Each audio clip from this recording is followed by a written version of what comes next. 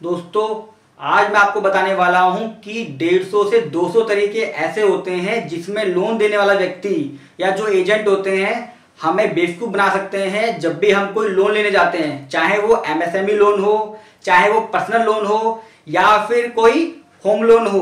तो मैंने ऐसे जितने भी फ्रॉड्स हैं उनकी लिस्ट बनाई है और आज मैं आपको इस वीडियो में बताने वाला हूं कि जब आप किसी व्यक्ति से बात करें लोन के लिए तब आपने किन बातों का ध्यान रखना है, जब आप उसको कोई डॉक्यूमेंट्स दे रहे हो तब आपने किन बातों का ध्यान रखना है, जब आप उससे इंटरेस्ट रेट के बारे में बात कर रहे हैं कि मेरा होम लोन का या एमएसएमई लोन का इंटरेस्ट रेट क्या है, उसको कैसे वेरीफाई करें, उसमें क्या क्या बातें ध्यान रखें। या फिर आप जब सैंक्शन लेटर ले लेते हैं तो सैंक्शन लेटर में आपने क्या क्या बातें ध्यान रखनी है, और जब आपके अकाउंट में लोन आ जाता है तब आपने क्या क्या बातों को ध्यान रखना है। क्योंकि मैं भी बहुत बार दोस्तों लोन कराता हूं, हम भी तरह तरह के लोगों से मिलते हैं, तो कितनी बारीकियों से गुजरना पड़ता है, हमें क्या क्या बातों का ध्यान रखना पड़ता है ताकि हमारे साथ कोई धोखा ना हो। क्योंकि इस समय दोस्तों हर किसी को लोन की जरूरत है और इस समय हर व्यक्ति परेशान है, लेकिन उतने ही एक्टिव वो लोग भी हो गए हैं जो धोखे से आपकी प्रोसेसिंग फीस को लेना चाहते हैं और कोई लोन देने के बारे में सोच भी नहीं रहे हैं। तो मैंने उनके लिए एक वीडियो बनाई है और मैं आपको एक बात बता देता हूं। ये देखिए कि मेरे पास 150, 200, 400 लोगों ने नहीं, 600, 700 लोगों ने अपने आधार कार्ड, पैन कार्ड, तरह तरह की डिटेल मेरे को सिर्फ व्हाट्सएप पे ही कर दी, यानी कि वो लोग मेरे से कभी मिले ही नहीं। तो देखिए कितना बड़ा वो चल रहा है फ्रॉड। एक तरह से लोगों को पता ही नहीं है कि मुझे करना क्या है, मुझे बातें किस तरह करनी है, मुझे बार्गेनिंग किस तरह करनी है और मेरे क्या क्या राइट हैं अगर मैं लोन ले रहा हूं। और एक बात मैं आपको और बता दूं, जितनी जरूरत मुझे लोन लेने की है उतनी ही जरूरत बैंक वाले को भी है। तो कभी भी ये शो ना करें कि भैया मैं लोन के मारे पागल हुए जा रहा हूं, मुझे किसी भी तरह लोन चाहिए। मैं समझता हूं आपको लोन की बहुत जरूरत है, तो क्या हम अपने 30 मिनट इस वीडियो के लिए नहीं दे सकते जिससे मैं ये पता कर सकूं कि भैया लोन लेने से पहले मुझे किन किन बातों का ध्यान रखना है ताकि मेरे साथ कोई फ्रॉड ना हो जाए। मेरी प्रोसेसिंग फीस, मेरा टाइम और मेरा बिजनेस, हर चीज का नुकसान होगा। और यकीन मानिए इस वीडियो को देखने से आपको हजारों का नहीं लाखों का फायदा होने वाला है। चलिए मैं आपको एक एक करके सारे पॉइंट बताता हूं कि मिलते वक्त क्या ध्यान रखना है, इंटरेस्ट के बारे में क्या ध्यान रखना है, प्रोसेसिंग फीस के बारे में क्या ध्यान रखना है, जो हमें डॉक्यूमेंट देने हैं वो किस तरह देने हैं उसमें क्या ध्यान रखना है ताकि मेरे साथ कोई फ्रॉड ना हो सके, मुझे कोई नुकसान ना हो। हमेशा की तरह मेरी ईमेल आईडी और मेरा कॉन्टैक्ट नंबर जिससे आप और मैं आपस में कनेक्ट हो सकते हैं। आपकी कोई भी क्वेरी है आप मुझे मेल कर सकते हैं या फ़ोन पे पूछ भी सकते हैं। देखिए ये वीडियो हमें क्यों देखनी है, जैसे कि मैं हर बार अपनी वीडियो में कहता हूँ कि हमें अपने पैसों को, चाहे हम लोन के लिए दे रहे हैं या लोन के लिए अपना समय दे रहे हैं या कोई डॉक्यूमेंट दे रहे हैं, उससे कैसे सावधान रहना है, क्या क्या ध्यान रखना है ये मैं बताता हूँ। देखिए सबसे पहले हमें ये पता करना है कि जब फर्स्ट मीटिंग हमारी है, फर्स्ट मीटिंग से मतलब कोई हमारे पास लोन का बंदा आता है या एजेंट आता है या हम उसके ऑफिस में जाते हैं, हमारी मीटिंग फ़ोन पर होती है या बातचीत कोई होती है, तो हमें क्या क्या ध्यान रखना है। सबसे पहले आपने ये पता करना है कि वो व्यक्ति क्या किसी कंपनी का या फाइनेंस कंपनी का एजेंट है या किसी कंपनी में जॉब करता है या किसी बैंक में काम करता है या इंडिपेंडेंट है, अपना खुद का एक फाइनेंशियल इंस्टीट्यूशन चला रहा है जो लोन देती है। तो ये पता करना ज़रूरी है जिससे आपको उसकी पोजीशन के बारे में पता चलता है और आपको उससे डीलिंग करने में हेल्प मिलती है। जैसे ही आप पता कर लेते हैं, देखिए अगर बैंक में काम करता है तो आपका नज़रिया अलग होगा, अगर वो एजेंट है तो आप उससे अलग तरीके से डिस्कशन कर सकते हैं, किसी कंपनी में जॉब करता है तो आपके क्वेश्चन उससे अलग होंगे। जब आप कंफर्म कर लेते हैं कि वो क्या करता है, आपने उससे पूछना है कि भाई तू इस फील्ड में कितने साल से है, यानी कि आप उससे ये पूछें कि आप वो जो व्यक्ति है वो लोन कितने सालों से लोगों को बांट रहा है या उनका वैल्यूएशन कर रहा है, या जिस कंपनी में भी वो जॉब कर रहा है वो कितने सालों से है।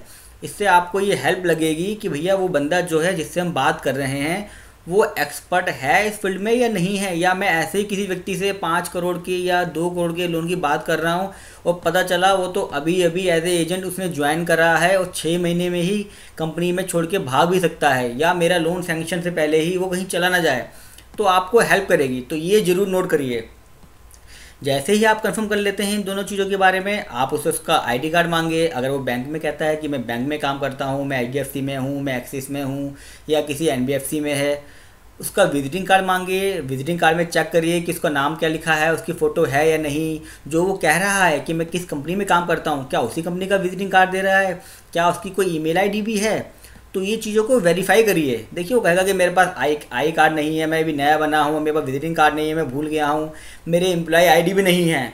तो उस व्यक्ति को उसी टाइम बाय बाय कर दीजिए कि भैया देखिए, जब तेरे पास कुछ है ही नहीं, ना ही तू आईडी कार्ड लेके घूम रहा है, ना ही विजिटिंग कार्ड लेके घूम रहा है, ना ही एम्प्लॉय आईडी है, तो फिर तो उसके पास जब कुछ है ही नहीं तो आपको वो क्या देगा। तो उसको उसी टाइम ही Ram Ram tata bye bye कर दीजिए। हाँ, उसने आपको इसमें से कुछ चीज़ दिखा दी है और आप सेटिस्फाई होते हैं, तो साथ में उसकी ईमेल आईडी लेना ना भूलिए दोस्तों। सबसे ज़्यादा इम्पोर्टेंट ईमेल आईडी होती है, और वो क्यों होती है ये मैं आपको भी बताने वाला हूँ कि इसकी ईमेल आईडी सबसे ज़्यादा इम्पोर्टेंट क्यों है। देखिए ईमेल आईडी क्यों इम्पोर्टेंट है मैं आपको बताता हूँ। एक व्यक्ति के पास SBI फाइनेंस से मेल आया, और आप मेल को अगर देखेंगे तो उसमें लिखा हुआ आएगा कि 25 लाख का आपके पास अप्रूवल आ गया है न्यू डेयरी प्रोडक्ट्स के लिए। कौन सी स्कीम में? PMEGP में, और उससे प्रोसेसिंग फ़ीस मांगी गई। देखिए नीचे बाकायदा लिखा हुआ है मैनेजमेंट टीम PMEGP। उस व्यक्ति ने मुझसे कांटेक्ट करा, उसने मेरे से पूछा कि सर ये सही है या गलत है। तो मैंने उससे पूछा कि भाई जो ईमेल आईडी आई है आप उस पर मुझे क्लिक करके दिखाइए कि ईमेल आईडी है कहाँ से। तो देखिए जब उसने ईमेल आईडी पे क्लिक करा तो जहाँ पे वो व्यक्ति इसको SBI समझ रहा था कि ये SBI कोई बैंक है और उसकी तरफ से ऑफ़र आया है, तो देखिए ईमेल आईडी क्या निकली, ये ईमेल आईडी कोई पर्सनल निकली। उस व्यक्ति ने इसको SBI फाइनेंस के नाम से अपने आप को प्रेजेंट करा। मुझे नहीं पता कि ईमेल आईडी फेक है या सही है, या व्यक्ति गलत है या सही है, मैं इस पर कुछ कमेंट नहीं करूँगा।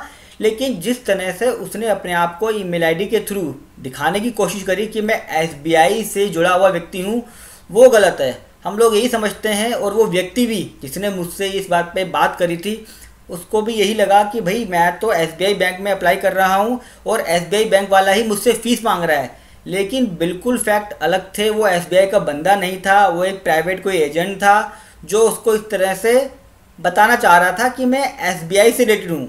तो सोचिए ईमेल आईडी कितनी इंपॉर्टेंट है, ताकि आप ये ध्यान रख सकें कि जो भी आप कॉरस्पॉन्डेंस कर रहे हैं वो ईमेल आईडी के थ्रू ही हो, और वो ईमेल आईडी बिल्कुल जेन्युइन हो और वो कंपनी की हो, ताकि आप बाद में कोई दिक्कत आती है तो उसके बेस पर उससे बात कर सकें। ऐसा ना हो प्राइवेट ईमेल आईडी है और वो 2 दिन में ही बंद हो जाए। देखिए आपने उससे कंफर्म कर लिया फर्स्ट मीटिंग में कि भैया तेरी ईमेल आईडी क्या है, आप थोड़े बहुत आश्वस्त हो गए हैं, थोड़ा बहुत आपको लगा कि भैया बंदा जेन्युइन है, तो उससे उसका ऑफिस का एड्रेस पूछिए कि उसका ऑफिस कहाँ है, उसकी लोकेशन कहाँ है। और कम से कम मैं आपसे रिक्वेस्ट करूँगा कि एक बार तो उसके ऑफिस में विजिट जरूर करिए कि भैया उसकी जगह कहाँ पर है, उसका ऑफिस कैसे है, उसका स्टाफ कैसा है, कितना स्टाफ रखा हुआ है, किस तरह वहाँ पे प्रोसेसिंग होती है। क्या कहीं ऐसा नहीं कोपचे में खोल रखा हो, छोटा सा हो, बहुत ऐसा लगे आपको कि भैया तो मेरा लोन करा ही नहीं पाएगा। जो ये बातें कर रहा है और उसके ऑफिस में क्या समानता है, तो कम से कम एक बार जरूर विजिट करिए वहाँ पे। उसका बोर्ड चेक करिए, क्या उसका जो फर्म का उसने विजिटिंग कार्ड दिया है क्या उसी फर्म से उसका बोर्ड वहाँ लगा हुआ है। देखिए हो सकता है कि किसी का ऑफिस ना हो, कुछ छोटे लेवल पे काम करता हो, अपने घर से करता हो, ऐसा पॉसिबल है, और वो पर्सन भी जेन्युइन हो सकता है। पर कम से कम उसका एक बार घर को जाके चेक तो करिए कि वाकई में उसका होम एड्रेस वही है कि नहीं है। उसका ड्राइविंग लाइसेंस और वोटर आईडी कार्ड जरूर मांगिए। और दोस्तों सबसे ज़्यादा इंपॉर्टेंट उससे ये जरूर पूछिए कि वो आपका लोन कौन से बैंक से कराएगा। अगर वो किसी बैंक का पर्सन है तो ठीक है, उसी बैंक से कराएगा, लेकिन अगर एजेंट है तो वो कौन से बैंक से कराएगा। होता क्या है दोस्तों कि कई बार एजेंट होते हैं वो आपकी फ़ाइल को 4 से 5 बैंकों में लगा देते हैं, ट्रायल कर देते हैं, हिट एंड ट्रायल हो जाता है कि भैया फ़ाइल लगा दूंगा, लोन हो गया तो बढ़िया, नहीं हुआ तो नहीं हुआ।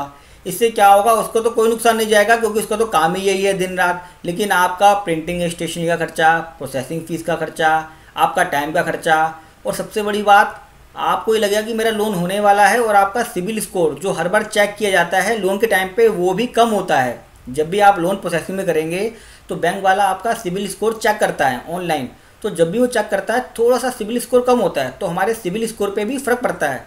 तो उससे ये जरूर पूछिए भैया एजेंट से कि मेरा कौन से बैंक से लोन कराएगा। अगर वो कहता है कि आपको तो लोन से मतलब होना चाहिए, आपको क्या करना है बैंक से, आपको इंटरेस्ट रेट में ही दूंगा, तो उसको साफ मना कर दीजिए कि नहीं भाई मुझे बैंक के बारे में बता, कम से कम 1 या 2 बैंक जहाँ पे मेरी फ़ाइल लगाएगा आपको पता होना चाहिए कि किस बैंक में वो अप्लाई कर रहा है। कहीं ऐसा तो नहीं कि वो आपके डॉक्यूमेंट्स को लेके इधर उधर घुमाया जा रहा है, आपको भी नहीं पता।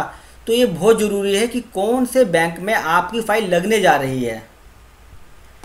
दोस्तों देखिए आपने अपनी फर्स्ट मीटिंग में उस एजेंट को या जो भी लोन कंसल्टेंट है आपने समझ लिया कि ये पर्सन जो है बिल्कुल जेन्युइन है, बिल्कुल ठीक है, अब मैं इससे आगे लोन की बात कर सकता हूँ। देखिए अब मैं आता हूँ लोन के डॉक्यूमेंट्स में आपने क्या क्या ध्यान रखना है। फर्स्ट मीटिंग में आपने क्या क्या ध्यान रखना है मैंने सारा डिस्कस कर दिया। अब जब लोन के कागजों के बारे में बात होती है तो क्या क्या ध्यान रखना है। सबसे पहले आप उस एजेंट से कहिए कि जो भी कागज़ आपको चाहिए मुझे एक बार में लिस्ट दीजिए। सबसे ज़्यादा वो परेशान करते हैं आपको कागजों को लेके कि मुझे ITR दे दीजिए, अगले दिन मुझे बैलेंस शीट दे दीजिए, अगले दिन मुझे आधार कार्ड दे दीजिए, अगले दिन मुझे अपनी वाइफ की भी कागज़ दे दीजिए, लोन सैंक्शन के कागज़ दे दीजिए। तो इससे क्या दोस्तों, ये बड़ा ही अनप्रोफेशनल बिहेवियर है। देखिए आप ये मत सोचिए कि वो लोन कराने वाला ही उसकी जिम्मेदारी है, उसे कब कब जरूरत पड़ रही है। उसको बोलो आपको जो भी कागज़ चाहिए मुझे एक बार में बताओ, मैं आपको एक बार में कंप्लीट सेट प्रोवाइड कर दूंगा। जैसे आधार कार्ड है, ITR है, बैलेंस शीट है, आपने कोई पुराने लोन लिए हुए हैं उनके सैंक्शन लेटर हैं, एक बार इकट्ठी लिस्ट बना लीजिए।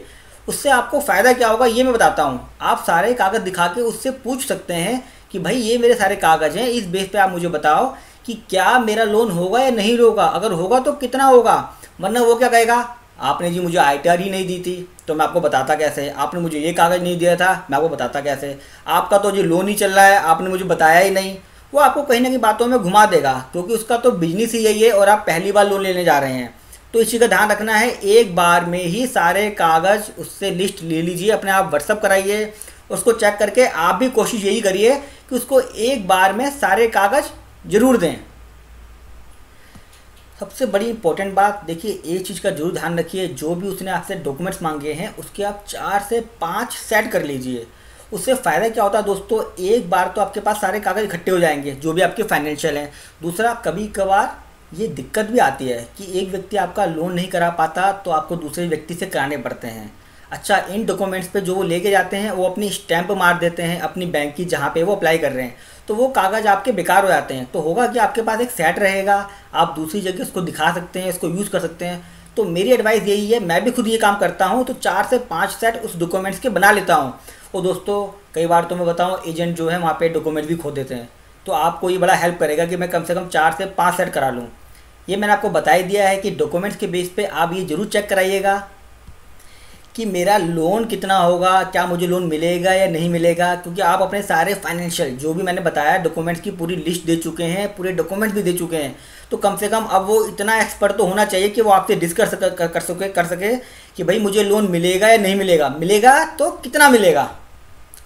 आपने ये पता कर लिया कि भाई मेरा 50 लाख का लोन हो जाएगा, इस कागज़ से डिस्कशन हुआ। देखिए दोस्तों 10% 15% ऊपर नीचे लोन हो सकता है आपके फाइनेंशियल के बेस पे, तो वो हमेशा आपको एस्टिमेट बताएगा। वो कहेगा कि भाई मैं डॉक्यूमेंट जो है सिस्टम में डालूंगा, सिस्टम में रन होगा, सिस्टम बताएगा, इतनी जल्दी नहीं होता। ये सब बेकार की बातें हैं। जो एक्सपर्ट आदमी होता है वो हमेशा जब भी कागज़ अपने हाथ में लेता है तो वो आपको बता सकता है कि भाई आपका एस्टिमेटेड इतना हो जाएगा। इतने दोस्तों वो मैच्योर होते हैं और वो इतने एक्सपर्ट होते हैं। अगर वो कह रहा है कि सिस्टम में डालूंगा तब पता चलेगा, तो उससे बोलना भैया सिस्टम के भरोसे हम नहीं जा सकते, तो हमारे कागज़ हमें वापस ही कर दे। इस चीज़ का आपने ध्यान रखना है। इंटरेस्ट रेट सबसे ज़्यादा इम्पोर्टेंट होता है। वो पूछिए कि मेरा फिक्स रहेगा या फ्लोटिंग रहेगा। देखिए फॉर्म बहुत बड़ा होता है, बहुत सारे पॉइंट होते हैं, तो जनरली वही पॉइंट को भर देते हैं जो फॉर्म है। तो उससे पूछ लीजिए कि मेरे लिए फिक्स अच्छा रहेगा फ्लोटिंग। जो मैं बताता हूँ एडवाइस करता हूँ वो फ्लोटिंग सबसे अच्छा रहता है। साथ में ये पूछिए कि क्या उसे कोई सरकार की तरफ से बेनिफिट है, यानी कि PMGP में 2% और 4% आजकल मुद्रा लोन में बेनिफिट चल रहा है कि 4% जो है वो सरकार कम दे रही है, यानी कि जो लोन का रेट है वो वहाँ पे 6% हो गया है। तो वो जरूर पूछ लीजिए कि भैया कोई बेनिफिट मुझे सरकार दे रही है, वो इसमें मिलेगा या नहीं मिलेगा। कितने साल का लोन मिलेगा सबसे ज़्यादा इंपॉर्टेंट है। वो बोलेगा आपकी तो एज ही 55 साल थी जी, मिला ही आपको 5 साल। तो उसको कोई भी मौका मत दीजिए कि वो बाद में आपको एक्सक्यूज़ दे सके, आपको 1 महीने तक घुमाए उसके बाद एक्सक्यूज़ दे दे कि आपकी तो उम्र इतनी थी। उससे बोले भैया पैन कार्ड तेरे पास था नहीं क्या, तेरे को मेरी उम्र नहीं पता, या तेरे को मेरे फाइनेंशियल नहीं पता, क्या नहीं पता था। और अपनी जो रिक्वायरमेंट है दोस्तों वो जरूर बता दीजिएगा कि मेरे को 10 साल के लिए लोन चाहिए और मेरी उम्र इतनी है, मुझे इस प्रोजेक्ट के लिए चाहिए, ताकि बाद में लोन एजेंट आपको कोई भी एक्सक्यूज़ ना दे कि भाई आपने मुझे ये बात नहीं बताई थी, मैं तो इसी हिसाब से प्रोजेक्ट कर रहा था, आपको इससे ज़्यादा तो कहीं मिल ही नहीं सकता। तो अपनी रिक्वायरमेंट को सबसे पहले बताना ना भूलिएगा। देखिए प्रोसेसिंग फ़ीस के बारे में मैं बताऊं तो वो जरूर पूछ लीजिएगा कि प्रोसेसिंग फ़ीस और अदर चार्जेस जो हैं वो क्या हैं। दोस्तों ये हमेशा फाइनल होने चाहिए। वो ये ना कहे कि भाई इतना तो पता ही नहीं, ये तो मैं आपको लोन के बाद ही बताऊंगा, ये तो अभी आपका लोन प्रोसेसिंग में चलेगा, कितना अमाउंट सैंक्शन होगा। क्योंकि बैंकों के चार्जेस जो हैं या प्रोसेसिंग फ़ीस वो हमेशा फिक्स होती है लोन बेस पर। तो 99.99% हमेशा फिक्स होते हैं। देखिए 1000-2000 रुपये अगर आगे पीछे होता है तो डजन मैटर, वो चलेगा, लेकिन कम से कम आप उसको पता होना चाहिए कि भैया 5000 लगने हैं, 10,000 लगने हैं, तो वो प्रोसेसिंग फ़ीस को अमाउंट को आप कागज़ पे जरूर लिख लीजिए। ये जितने भी पॉइंट मैं बता रहा हूँ और आप एजेंट से डिस्कस कर रहे हैं, वो कागज़ पे उसी के हाथ से लिखवाइए। मैं जब भी कोई ऐसे काम करता हूँ एक पेज दे देता हूँ और एक पेन देता हूँ और जो भी डिस्कशन होता है उसके हाथ से उसी पेज पे लिखवाता हूँ, ताकि कल को ये ना कहे कि भैया ये डिस्कशन नहीं हुआ था या आपने अपने पास से लिख लिया, ऐसी कोई बात ही नहीं हुई थी। और वो दोस्तों ज़रूर ऐसा काम करेगा भी, क्योंकि दोनों के फ़ायदे के लिए है। उसके बाद दोस्तों उससे पूछिए कि भाई तेरी प्रोसेसिंग फ़ीस मुझे कब देनी होगी, यानी कि क्या डॉक्यूमेंट्स ले जाते ही प्रोसेसिंग फ़ीस मेरी क्लियर हो जाएगी या मुझे सैंक्शन लेटर मिल जाएगा तभी होगा। दोस्तों ये बहुत बड़ा बिजनेस है। लोग क्या करते हैं, कुछ कंपनियां तो सिर्फ इसलिए ही बनी हुई हैं कि लोगों से प्रोसेसिंग फ़ीस ले लें और उनको लोन कभी देती ही नहीं। यकीन मानिए 2 कंपनियों को तो मैं भी जानता हूँ कि जिन्होंने कोई लोन ही डिसबर्स नहीं करा, सिर्फ प्रोसेसिंग फ़ीस के चेक ही लोगों से लेती रही और लोगों को तरह तरह बहाना बना के कभी लोन डिसबर्स ही नहीं करा। उनके अगेंस्ट FIR भी दर्ज हुई है, केस भी दर्ज हुए हैं, केस चल भी रहा है, क्योंकि लोगों को काफ़ी परेशान किया उन्होंने।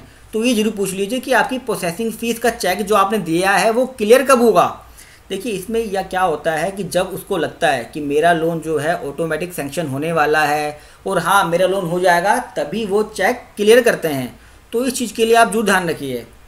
देखिए अगला पॉइंट बारगेनिंग। देखिए जितने भी लोन होते हैं हर एक लोन में बारगेनिंग होती है उसकी प्रोसेसिंग फ़ीस को लेके।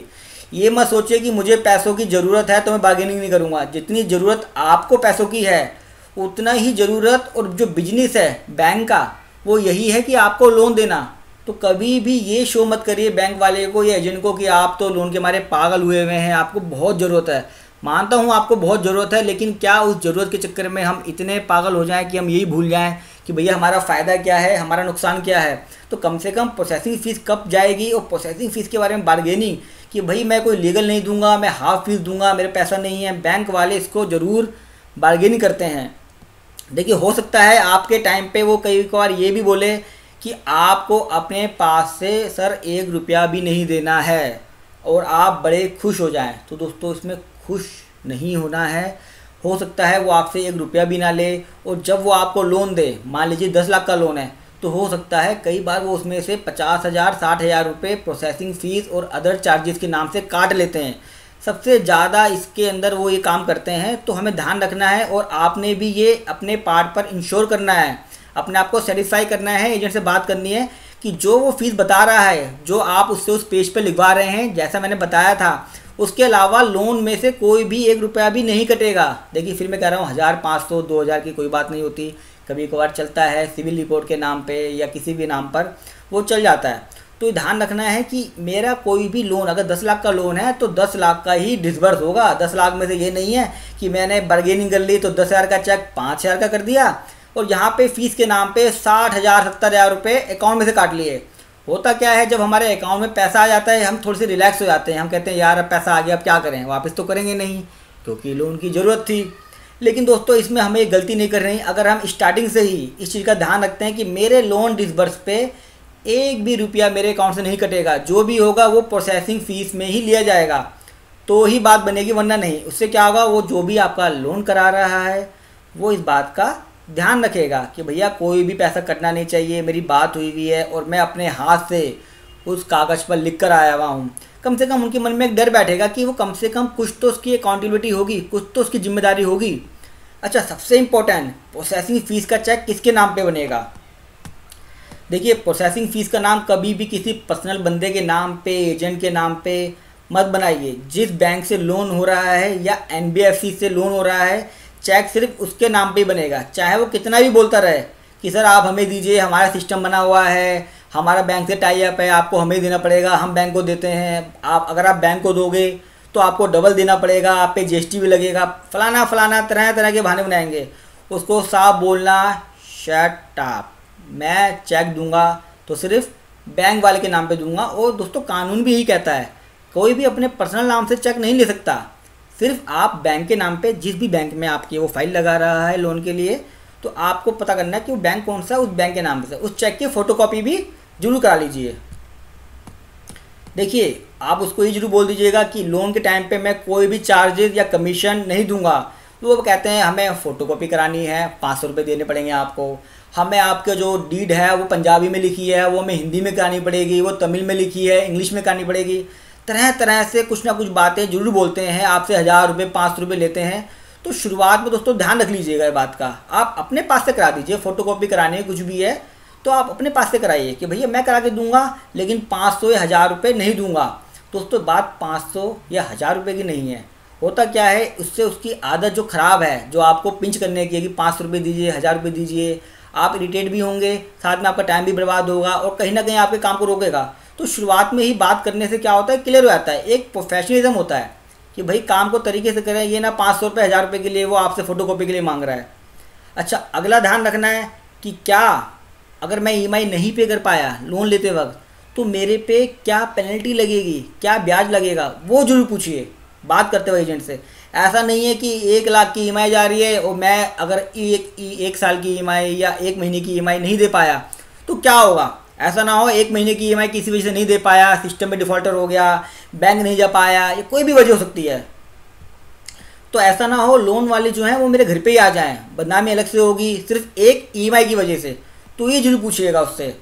देखिए जितने भी आप पेपर दे रहे हैं बैंक वाले को, ये सबसे ज़्यादा इंपॉर्टेंट है, सारे पेपरों को क्रॉस कर दीजिए और उस पर लिख दीजिए जिसको भी बैंक दे रहे हो। जैसे देखिए अगर HDFC के लिए दे रहे हैं, मान लीजिए आप अपने डॉक्यूमेंट्स HDFC बैंक लोन के लिए दे रहे हैं, चाहे वो होम लोन है, पर्सनल लोन है या MSME लोन है, तो उस पर लिख दीजिए only for HDFC bank loan और साथ में उसकी डेट जरूर डाल दीजिए। देखिए मैं आपको बता दूं, जब से मैंने शुरू करा है मेरे पास लोगों ने 150-200 लोगों ने अपने आधार कार्ड, व्हाट्सअप नंबर, मैंने पहले ही बताया आपको, ऐसे ही भेज दीजिए, ऐसे ही भेज दिए मेरे को। तो कितना गलत है, कम से कम डॉक्यूमेंट को क्रॉस तो कर दीजिए। ये थोड़ा चीज़ का ध्यान रखिएगा। देखिए सिविल के जो होते हैं वो आपसे पैसे लेता है एजेंट, तो उससे आपने एक सिविल रिपोर्ट भी मांग सकते हैं क्योंकि सिविल तो वेरीफाई करता ही करता है। देखिए मैं मानता हूँ, मैं उम्मीद करता हूँ कि आपका जो लोन है वो होने वाला है और आपने उसको सारे कागज़ भी दे दिए हैं। तो देखिए ध्यान रखिए, एक लिस्ट ऑफ डॉक्यूमेंट्स होता है जिसे LOD बोलते हैं, जो आप एजेंट को देते हो। मान लीजिए आपने कोई MSME लोन लिया या प्रोजेक्ट लोन लिया, तो आपको अपने प्रॉपर्टी के पेपर हैं, कुछ भी आप दे रहे हैं, कई बार ओरिजिनल भी देने पड़ते हैं, कुछ हमें चेक भी देने पड़ते हैं, तो उसकी एक LOD बनती है, यानी कि list of document hand over, कि आप 5 साल बाद जब लोन चुका देंगे तो आपको वो सारे कागज़ वापस मिलेंगे। तो आप टिक कैसे करेंगे कि मैंने क्या कागज़ दिया है और क्या कागज़ लेना है मुझे, ये सबसे ज़्यादा इंपॉर्टेंट है। तो अपने पास एक लिस्ट जरूर बना लीजिए और वो उस एजेंट से साइन भी करा लीजिए कि भैया ये कागज़ मैं तेरे को दे रहा हूँ, ताकि 5 साल बाद, क्योंकि आप भी अपनी एक फ़ाइल मेंटेन तो करेंगे सेपरेटली, तो जब भी आप उसको लोन चुकाएंगे तो आप क्या करेंगे, अपनी लिस्ट से चेक करेंगे कि भैया मैंने ये 4 चेक दिए थे ब्लैंक, 2 चेक भर के दिए थे, एक अपनी प्रॉपर्टी के पेपर दिए थे और ये कागज़ दिए थे, तो सारे वापस आए या नहीं आए। एक दोस्तों लोन में ये जरूर चेक करिए कि जो मेरा रीपेमेंट क्लॉज है तो क्या वो अवेलेबल है या नहीं है। मान लीजिए मैंने 15% पर लोन लिया था, आज 15% के बाद 1 साल बाद मुझे एक ऑप्शन दिखाई दिया कि भाई अब जो इंटरेस्ट रेट है दूसरे बैंक में वो 12% हो गया है, तो क्या मैं अपना लोन शिफ्ट कर सकता हूँ या नहीं, क्या मुझे उसकी कोई पेनल्टी तो नहीं पे करनी पड़ेगी, या 1 लाख रुपए का अगर मेरे पास एडवांस आ गया है और मैं चाहता हूँ कि मैं अपना लोन रीपे कर दूँ, तो क्या उस 1 लाख की वजह से मुझे कोई पेनल्टी तो नहीं देनी पड़ेगी। ये सब चीज़ें आपको थोड़ा सा अपने लोन लेते वक्त ध्यान रखना है कि इस तरह की दिक्कत मुझे फ्यूचर में ना आए, क्योंकि जो एजेंट होते हैं उनकी कोशिश यही रहती है कि किसी तरह लोन चेप दिया जाए, अपनी कमीशन रख ली जाए, बाद में जो होगा वो भुगतना तो दोस्तों हम लोगों को ही है। देखिए होम लोन में क्या होता है, जॉइंट होम लोन है, जॉइंट होम लोन की EMI है और लोन भी साथ में लिया है हस्बैंड वाइफ ने, लेकिन EMI क्या करता है, हस्बैंड अपने अकाउंट से ही काटता है।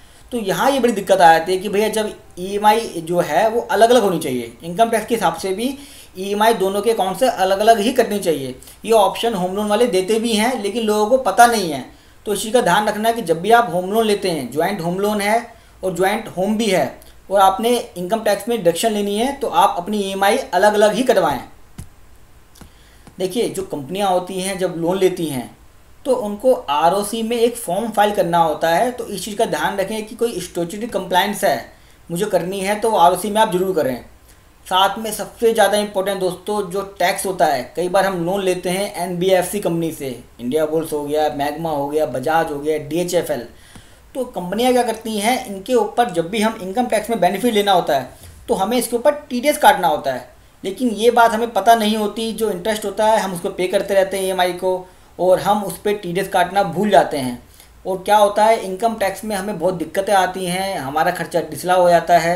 तो ये छोटी सी चीज़ है लेकिन बहुत बड़ा मैटर है। ये 90% लोग इस बात को भूल जाते हैं कि हमें एनबीएफसी पे, यानी कि अगर एचडीएफसी बैंक है या आईसीआई बैंक है, वो तो बैंक हैं, ये मैं सिर्फ एनबीएफसी की बात कर रहा हूँ। एनबीएफसी को जो भी हम इंटरेस्ट पे करते हैं लोन पे, उसके ऊपर टीडीएस करता है, टैक्स डिडक्शन ऑन सोर्स। अगर आपका बिजनेस इनकम है और आप इस इंटरेस्ट को बिजनेस के खर्चे में लेते हैं। दोस्तों मैं यहाँ मानता हूँ कि आपका जो लोन है वो सैंक्शन हो चुका है, और उसकी मुबारकबाद भी मैं आपको देना चाहूँगा कि आपने सब बातों को ध्यान रखते हुए अपने लोन को सैंक्शन करा लिया। लेकिन जब लेटर सैंक्शन हो जाता है तो उसमें बहुत ध्यान से देखें कि वो कितने साल के लिए सैंक्शन हुआ है, उसका पीरियड कितना है। जो बातें हमने पहले नोट करी थी एजेंट के साथ बैठ के कि मुझे 4 साल का चाहिए, क्या 4 साल का ही है। जो मेरी इंटरेस्ट की बात हुई थी 8%, 9%, 10%, 11%, क्या वही इंटरेस्ट रेट उसके अंदर दिया हुआ है या नहीं हुआ है। मेरा इंटरेस्ट रेट फिक्स है या फ्लोटिंग है। जो मेरी बात हुई थी फ्लोटिंग की, क्या फ्लोटिंग है या नहीं है। डिडक्शंस, यानी कि जो मैंने बताया था कि भैया जब भी आप लोन सैंक्शन करोगे या डिसबर्स करोगे, कोई भी अदर चार्जेस कटना नहीं चाहिए। तो क्या सैंक्शन लेटर में ऐसा कुछ चार्जेस तो नहीं लिखा हुआ कि हम आपसे ये भी लेंगे। तो सैंक्शन लेटर को बहुत ध्यान से चेक करना है। दोस्तों एक बात और ध्यान रखिए कि जब भी हम लोन ले लेते हैं, हमारा लोन सैंक्शन लेटर अच्छा था, हमने लोन भी डिसबर्स करा लिया, अब आगे की दिक्कतें क्या है, मेरे पास ईएमआई स्टेटमेंट आ रही है या नहीं आ रही है, क्या मैं उसको मोबाइल से एक्सेस कर सकता हूँ, क्या मैं ऑनलाइन अपनी आईडी क्रिएट कर सकता हूँ। इससे क्या होता है, आपको हेल्प मिलती है, आप बार बार बैंक नहीं भागते, क्योंकि आजकल सब कुछ ऑनलाइन अवेलेबल है। चाहे आप कोई भी लोन लें, आप अपना आउटस्टैंडिंग अमाउंट, अपनी ईएमआई स्टेटमेंट, अपना जो भी डिटेल है, जो भी आपने पेमेंट करनी है, सब ऑनलाइन होती हैं। तो आप अपना ये जरूर पता कर लीजिए एजेंट से कि भैया इसका ऑनलाइन सिस्टम क्या है। आपको कोई फोरक्लोजर लेटर चाहिए, कोई एनओसी चाहिए, तो वो सारा उसी पोर्टल के थ्रू, यानी कि ऑनलाइन मोबाइल एक्सेस से, या कोई उसका ऐप है, जैसे बजाज का अपना ऐप है तो बजाज में सब कुछ दिख जाता है, तो आप ये पता कर सकते हैं। इससे आपको ऑपरेट करने में बड़ी आसानी रहेगी। आपके पास ईएमआई का रिमाइंडर भी आएगा, कोई अगर चेक बाउंस हो गया तो उसका रिमाइंडर भी आएगा। सब कुछ आप ऑनलाइन कर सकते हैं, आपको बैंक जाने की ज़रूरत नहीं पड़ेगी दोस्तों क्योंकि मैं खुद एक चार्टेड अकाउंटेंट हूँ, तो मुझे लगता था कि जितने भी पॉइंट्स हैं लोन वाले, जिनसे लोगों को धोखा हो सकता है या लोगों को जागरूक करने के लिए ज़रूरी है, वो मैंने इसमें बताया। और मैं आशा करता हूँ और उम्मीद रखता हूँ कि आपको इनसे बहुत बहुत फ़ायदा होगा, हज़ारों का नहीं बल्कि लाखों का। आपको ये वीडियो कैसे लगी मुझे कमेंट बॉक्स में जरूर बताइएगा। और अगर आपको लगता है कि कोई ऐसा पॉइंट है जो आप मेरे से डिस्कस करना चाहते हो, चाहे वो इंटरेस्ट रेट को लेकर हो या एमएसएमई लोन को लेकर, तो आप मुझसे कमेंट बॉक्स में भी पूछ सकते हैं। मेरा फोन नंबर भी मैंने दिया हुआ है, आप मुझे कॉल भी कर सकते हैं या ईमेल आईडी के थ्रू भी पूछ सकते हैं। और मैं मानता हूं दोस्तों इस समय फ्रॉड बहुत ज्यादा चल रहा है, मेरे पास बहुत सारे कमेंट्स आ रहे हैं, फोन आ रहे हैं, क्योंकि प्रोसेसिंग फीस ले ली गई है, लोन डिसबर्स नहीं हुआ है। तो मैं आपसे रिक्वेस्ट जरूर करूंगा कि इस वीडियो को जरूर शेयर करें, फॉरवर्ड करें, ताकि लोग जागरूक हो सकें कि उनके राइट्स क्या हैं और उनको लोन लेते वक्त क्या क्या ध्यान रखना पड़ता है। दोस्तों वीडियो देखने के लिए बहुत बहुत धन्यवाद आपका।